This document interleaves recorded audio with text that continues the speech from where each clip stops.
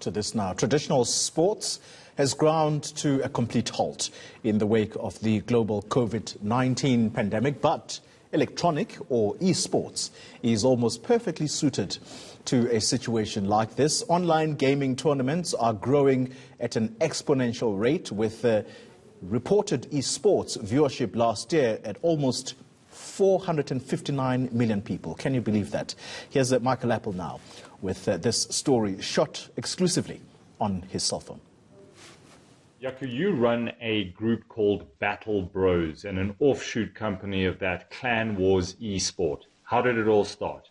It was born out of community-based gaming, right? I mean, we all know about esports and international esports and the big names and the big brands and all sorts of things like that.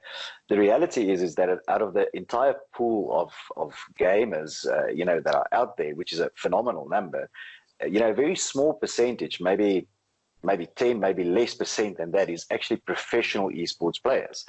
And we realized that there was a need for all these other people that are, playing games and wanting to play games to get involved in something that is competitive. You don't charge any money for the tournaments that you run, but if you look internationally, there's a lot of money being pumped into esports.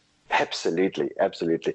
So look, I mean, from a Clan Wars perspective, we focus on community-based gaming. So it's really for the love of the game and the love of the community and the love of bringing people together. So we don't charge people per se. If we, get a sponsor for a particular tournament or whatever may be the case, we might have some spot prizes or some giveaways. But obviously what we do from a prize pool perspective comes nowhere close what, the international community is experiencing at the moment. Is esports starting to rival traditional sports from a viewing perspective? In 2019, for example, I mean, you had around 450 million viewers. That's globally, right? Now, granted, of course, not all of those are, constantly looking at esports all the time. They are occasional viewers or, from that point of view. But probably around 160 to 180 million people in 2019 were constant esport viewers. Tell me about the idea you have of Play It Forward. We host tournaments for free. We don't charge anybody to enter. But at the end of the tournament, we say, look, guys, there is a bunch of needs within our community, whether it's specific to our community or whether it's in our greater community. And we would like you to, if possible, donate towards the NPC, and we will use these funds to do some good. What do you think has been the reaction from the online esports community to the announcement of the national lockdown?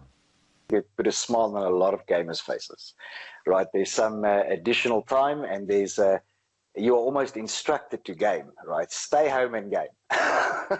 Cherie, you've been gaming for many, many years, and I wonder if it wasn't initially a difficult community to break into. It is very male-dominated. It used to be extremely difficult for females to get into it. There was always a stigma around it, but we are definitely trying to make way for females to feel more comfortable. There's a lot of female gamers out there. You have the prestigious title of being the only electronic arts game changer in Africa. Is there a message to parents who see their kids spending a lot of time in front of the screen? Can you actually make a career out of this? Internationally, there is more of a career. I think South Africa still has a long way to come in terms of getting that stigma away from it that I just sit in front of my console or PC and play video games for a living. We're a little bit behind in the market in terms of sponsorships. And that's one thing that, if you're going to be a professional gamer or professional streamer or caster or something like that, you need the backing of somebody who's going to help you to set up properly. They're going to pay your salary, they're going to pay your rent. There's no doubt that some of us should stick to our day jobs, but this national lockdown gives amateur and professional players alike the opportunity to hone their skills. Michael Appel, Johannesburg.